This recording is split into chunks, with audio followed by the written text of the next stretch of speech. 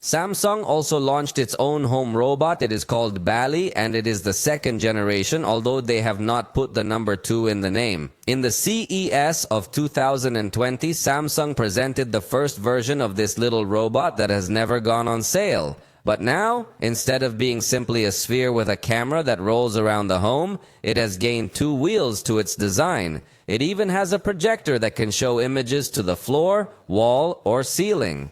So this is its main attraction and the way it will be able to communicate with you or show results of things you request. This little robot will also be able to control all your home devices that are connected to the SmartThings network. For example, it could head over to the air conditioner and turn it on, although you could do the same thing by pressing a button on your cell phone, so all in all, it doesn't seem to be that useful. Although, of course, since it also has sensors, it could make that decision on its own without you giving it the prompt.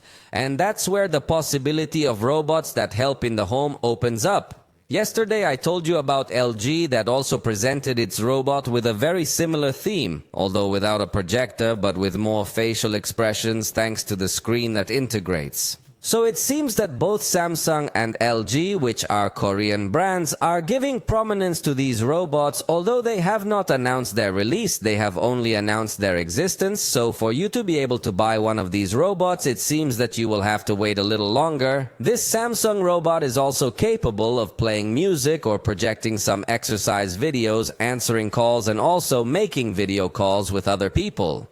Plus, having a camera can help you keep an eye on your home, so let me know in the comments if you would be interested in acquiring a robot to monitor and control your home, or you prefer to do it manually.